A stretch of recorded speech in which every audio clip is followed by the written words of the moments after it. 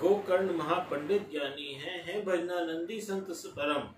पर इधर धुंधकारी खल है, स्नान शोध से किया आलम। शव के हाथों से भोजन ले, दूषित पदार्थ को करे ग्रहण।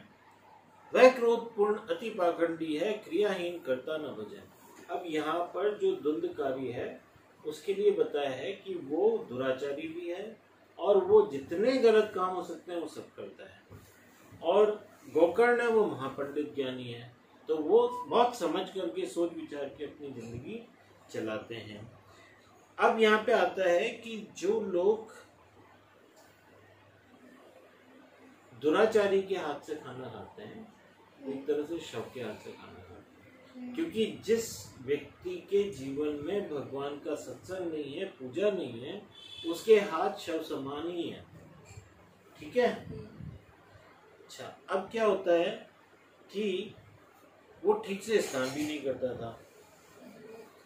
तो हमारे शास्त्र में स्नान के 3 भेद दिए हैं। पहला ऋषि स्नान, दूसरा मानव स्नान और तीसरा राक्षस स्नान। अब इनमें फर्क समझना, और बहुत ध्यान से सुनना दिनेश, बैठ करके सुनो, ध्यान से सुनो इसको।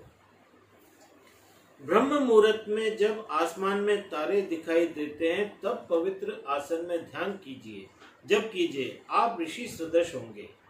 जब आसमान में तारे दिखाई देते हो तब आप स्नान करते हैं तो वह है ऋषि स्नान। सुबह 4 बजे 3:30 बजे उस समय जो स्नान किया जाता है उसको बोलते हैं ऋषि स्नान, ब्रह्म मुहूर्त कहा जाता है उसको। जब आसमान में किसी भी तारे के दर्शन न होते हैं और सूर्य नारायण भी उदित न हुए हो तब आप स्नान करते हैं तो वो स्नान है मानव स्नान। जब उजाला तो हो गया हो लेकिन सूर्य भगवान नहीं दिख रहे हैं, उस समय जो स्नान होता है उसको बोलते हैं मानव स्नान। ठीक है। अब सुनना, सूर्य के बाद जो सूर्य उदय के बाद जो स्नान किया जाता है वह स्नान राक्षसी स्नान कहलाता है। सूर्य नारायण जब पधारते हैं तब जिसके हाथ में दातुन रहती है, वह रहता है, वह व्यक्ति राक्षस है। मैं नहीं बोल रहा हूं, डोंगे जी महाराज बोल रहे। ऋषि स्नान कौन सा बताया? 3:30 बजे अर्ली मॉर्निंग, जब तारे दिख रहे हो उस समय किया हुआ स्नान, मतलब अंधेरा हो, दैट इज कॉल्ड ब्रह्म मुहूर्त। एंड उस समय किया हुआ स्नान ऋषि स्नान कहलाता है। अब मनुष्य कब नहाते हैं? अब ह्यूमन बीइंग है ना, हम देव तो नहीं बने, तो हमारे नहाने का कारण सूर्य भगवान उदय नहीं हुए लेकिन उजाला आ गया है, तो उस समय तारे दिखना बंद हो गया। उस समय किए हुए स्नान को मानव स्नान कहा जाता है। और जब सूर्य नारायण उदित हो जाए और उसके बाद स्नान किया जाए तो उसको राक्षस स्नान बोलते हैं। और रात को किया हुआ स्नान क्या कहलाएगा? पिशाच स्नान। रात को तो भूत प्रेत ही नहाते हैं। ठीक है। ये सेकंड स्नान की बात नहीं हो रही है, फर्स्ट स्नान की बात है। सूर्य नारायण जब पधारते हैं तब जिसके हाथ में दातुन रहती है, एक बार रहता है, वह व्यक्ति राक्षस है। ये सूर्य नारायण का अपमान करता है, जिसके पाप के समान कोई पाप नहीं। सूर्य नारायण बुद्धि के स्वामी है। सूर्य नारायण का अपमान करने से बुद्धि में खराबी आती है। सूर्य नारायण प्रत्यक्ष प्रभु है।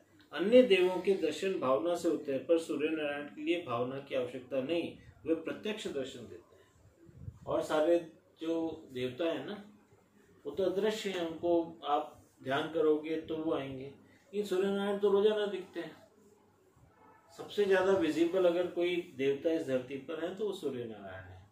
और उनके आगमन के पहले अगर हम स्नान आदि नहीं करते हैं तो ये कहलाता है कि हम भगवान का अपमान कर रहे हैं। ऐसे तो पापा पूरी दुनिया ही ऑलमोस्ट भगवान का अपमान करती है। नहीं, पूरी दुनिया नहीं करती है। ऑलमोस्ट जो लोग ब्रह्म मुहूर्त में नहा लेते हैं, सूर्य भगवान के आने से पहले नहा लेते हैं, ज्यादातर लोग नहा लेते हैं बेटा मॉर्निंग में। लेकिन तो जो लोग हम तो जब खेल के आते तब नहाते हैं तो उसमें वो दोबारा नहाना चाहिए। फर्स्ट जो स्नान है वो सुबह उठते ही कर लेना चाहिए। ऐसा कहा जाता है, ब्रह्म स्नान का पुण्य मिलता है। अच्छा, इसका एक उदाहरण और है। अगर आपके टीचर है, वो बोले कि कल सुबह हमें 6 बजे फ्लाइट पकड़नी है, तो आप सब नहा धो करके तैयार होके आओ। अब जो लोग 6 बजे नहा धो करके तैयार होके आ जाते हैं तो वो टीचर को कैसे लगते हैं? अच्छे। अब कोई आदमी एंड टाइम पे बोले बस 5 मिनट दो मैं नहा के आ रहा हूँ, तो वो ठीक है भाई, नहाया नहीं है लेकिन वो 5 मिनट के अंदर नहा के आ रहा है। अब कोई आदमी ये बोले कि मैं तो नहीं नहाता, मेरे को तो नहाने का मूड ही नहीं है, तो वो टीचर की आज्ञा का उल्लंघन कर रहा है, तो वो अपमान हुआ कि नहीं हुआ उस टीचर का? हुआ। है ना? इसी तरह से जो सूर्य नारायण भगवान है, अगर कोई नौकर और मालिक साथ में रहते हैं और नौकर बोले कि मैं तो तैयार होऊंगा अपने हिसाब से, मालिक बोले भी सुबह जल्दी तैयार हो जाना, अपने को ये काम करना है, हम वो अपने हिसाब से चल रहा है, तो मालिक का अपमान होता है। इसी तरह से भगवान नारायण आ जाते हैं। भगवान तो अपना बैग लेकर के सुबह सुबह निकल जाते हैं काम पे, हम तैयार ही नहीं होते हैं, तो दैट इज कॉल्ड कि हम भगवान का अपमान कर रहे हैं। तो सूर्य नारायण बुद्धि के स्वामी हैं और सूर्य नारायण का अपमान करने से बुद्धि में खराबी आती है, हमारी बुद्धि कुबुद्धि हो जाती है, जैसे कि धुंधकारी की हुई। सूर्य नारायण प्रत्यक्ष प्रभु है, अन्य देवों के दर्शन भावना से होते हैं, पर सूर्य नारायण के लिए भावना की आवश्यकता नहीं है, वो प्रत्यक्ष दर्शन देते हैं। धुंधकारी पंचेंद्रियों में फंस गया है। धुंधकारी किसमें फंस गया है? पंच इंद्रियों के भोग के अंदर फंस गया है। नालायक पुत्र माता पिता को रुलाता है। जो पुत्र नालायक होते हैं ना, जो अपने कर्तव्यों को भूल जाते हैं, जो जिद्दी करते हैं, जो मनमानी करते हैं, वो पुत्र हमेशा माता पिता को रुलाते हैं। धुंधकारी ने घर की संपूर्ण संपत्ति बर्बाद कर दी, पैसों के लिए माता पिता को भी मारने लगता था। आत्मदेव बहुत दुखी हुआ, गोकर्ण उन्हें समझा रहा है। अब 2 पुत्र हैं, एक कौन है? धुंधकारी है जो उनकी बहन का लड़का है, एक गोकर्ण है जो गाय से पैदा हुए हैं। तो गोकर्ण समझदार है और धुंधकारी, एक ही घर में 2 भाई हैं और दोनों का नेचर अलग अलग है। तो यहाँ पर अब वो तो हमेशा संपत्ति को बर्बाद करता था, चोरी छुपे सामान ले आना, माता पिता को कुछ नहीं बताना, और जरूरत पड़े तो माता पिता की पिटाई भी कर देना, पैसा दो नहीं तो मैं तुम्हें मारूंगा। तो इस तरह का वो लड़का था। अब आत्मदेव जो है वो बड़े दुखी हुए, जो उनके पिता हैं, और गोकर्ण उन्हें समझा रहे हैं। क्या समझा रहे हैं? देहे स्थिमान सुरुधिरे भीमतिम त्यजत्वम जाया सुतादिषु सदा ममता विमुच्च पश्यानिशं जगदीदं क्षणभंग निष्ठम वैराग्य राग रसिको भव भक्ति निष्ठः धर्म भवस्य तत्तज त्यज्य लोक धर्मान सेवस्य साधु पुरुषाजिः काम तृष्णाम अन्यस्य दोष गुण चिंतनमाशु मुक्त्या सेवा कथार समहो नितराम पीवत्वम। ये श्रीमद् भागवत महात्म्य के 4थे स्कंद का 71 से 70, 72, 73 ऐसे 3 श्लोक हैं। पीप अस्थि और मांस भरी इस काया से मत मोह करो। ये जो शरीर है ना, इसमें क्या क्या भरा हुआ है? पीप, पीप का मतलब होता है पीप,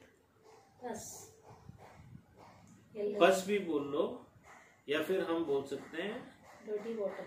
हाँ, और अस्थि बोलते हैं हड्डियों को, और मांस बोलते हैं मांस को, फ्लैश। इन सब से भरी हुई पीप, रुधिर को भी बोल सकते हैं मेरे ख्याल से, खून को। तो ये खून, मांस और हड्डियों से भरी हुई ये जो काया है ना, ये जो बैग है, ये चमड़े का बैग, इसके अंदर ये सब चीजें ठूस ठूस के भरी हुई है।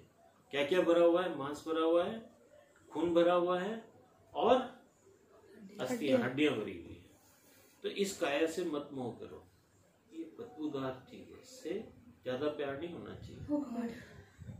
सुत से पत्नी से ममता रख अपने जीवन में विष न भरो।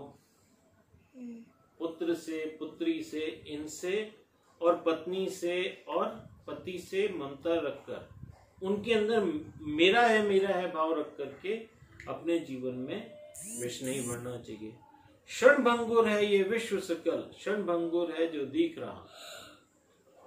ये सब जितना भी हमें दुनिया दिख रही है वो जनिश कैसी है? भंगुर है, क्षण भंगुर है। क्षण भंगुर। थोड़े समय में ही शांत हो जाए। आप बैठ जाओ जनिश प्लीज। वैराग्य राग का रस पी लो, मन में भर लो शुभ भक्ति प्रभाव। अब हमें करना क्या चाहिए भाई? इन सबसे मोह नहीं करें तो फिर क्या करें? वैराग्य भाव को मन में लाओ। ये मेरा नहीं है, this is not mine, this is not mine, this is not mine. अपनी ममता सब चीजों पर से हटा लो। ममता हटाने का मतलब ये नहीं होता है कि हम चीज से दूर हो जाए।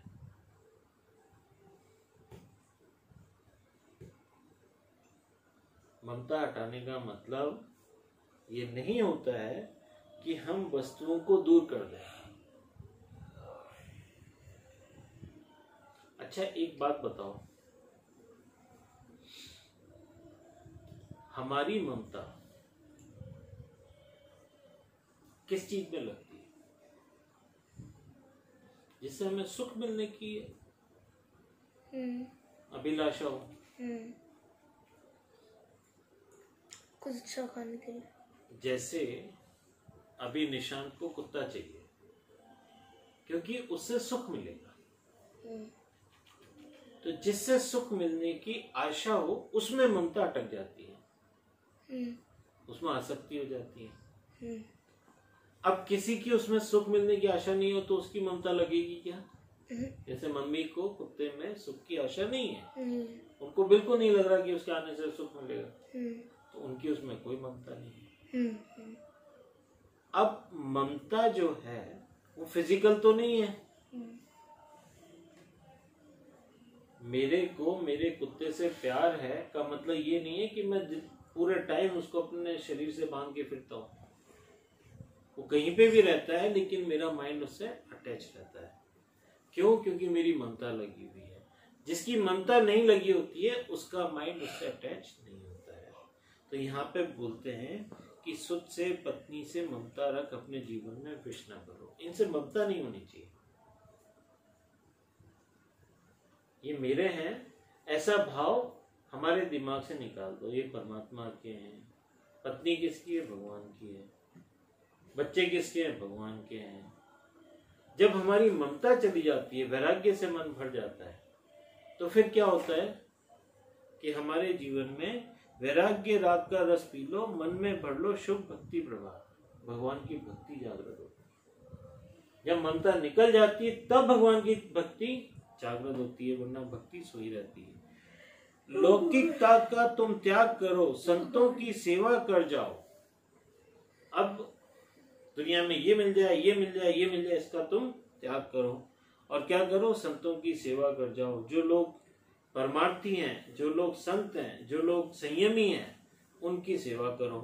भोगों के चक्कर में पड़कर मन में कटुता मत भटकाओ और अच्छा खाने को मिल जाए, अच्छा सुनने को मिल जाए, अच्छा पहनने को मिल जाए, इन सब के चक्कर में पड़कर मन में कटुता मत भर लाओ।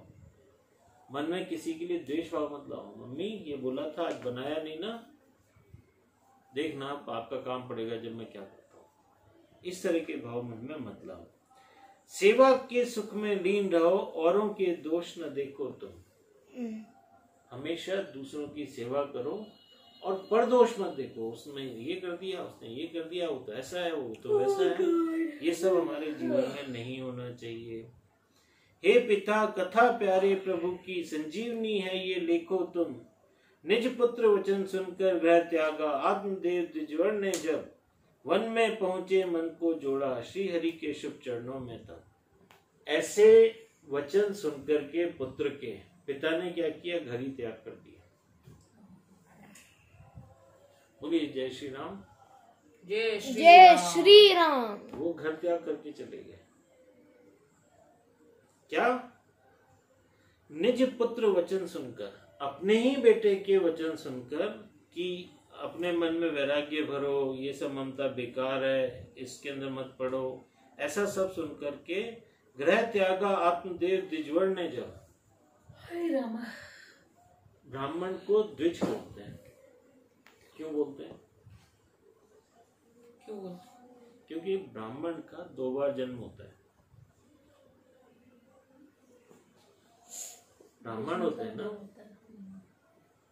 द्विजवर इसलिए बोलते हैं कि वो 2 बार बॉर्न होते हैं। अब क्यों 2 बार बॉर्न होते हैं? एक जन्मदिन होता है जिस दिन वो माँ के गर्भ से जन्म लेता है, फिर दूसरा जन्मदिन कहाँ से आ गया? दूसरा जन्म होता है जिस दिन उसको जनेऊ पहनाई जाती है। जिस दिन जनेऊ पहनाई जाती है, जिस दिन यज्ञोपवीत संस्कार होता है, उस दिन ब्राह्मण का वास्तविक जन्म होता है, क्योंकि उस दिन वो अपने ब्राह्मणत्व को प्राप्त करता है। उस दिन वो प्रण लेता है कि मैं संयमी रहूंगा, मैं नियमों का पालन करूंगा, मैं गायत्री मंत्र की साधना करूंगा। तो ये सब करने से उसमें ब्राह्मणत्व आता है, ज्ञान का मार्गी होता है। तो यहाँ पर आत्मदेव को द्विजवर्ण ने जब, तो वो जो द्विज थे उन्होंने तब घर छोड़ दिया, वन में पहुंचे, मन को जोड़ा श्री हरि के शुभ चरणों में। तब अब वो वन में आए और फिर उन्होंने श्री हरि के चरणों में मन को जोड़ दिया। देखो, वन में जाने का अर्थ ये होता है कि जब हम सांसारिक सुख सुविधाओं से बाहर निकल करके अब पूरा कंसंट्रेशन किस में लगाना है? भगवान के श्री चरणों में। तो ये उन्होंने किया। पिताजी बहुत गई थोड़ी रही, अभी आपकी घर छोड़ने की इच्छा नहीं होती है, मृत्यु सवार है, काल धक्के लगा कर मारेगा, तब हाय हाय करके सब छोड़ना पड़ेगा। ये सब समझकर अभी घर छोड़िए, इसमें क्या बुरा है? बेटा पिताजी को बोल रहा है कि अपनी ममता, अपना हाय हाय इस घर में लगाने की बजाय इसको छोड़ के अब आप बाहर जाओ, क्योंकि मृत्यु पे तो छोड़ना ही है, उससे पहले ही छोड़ दो। बोलिए सियावर रामचंद्र भगवान की जय। आज के आनंद की जय।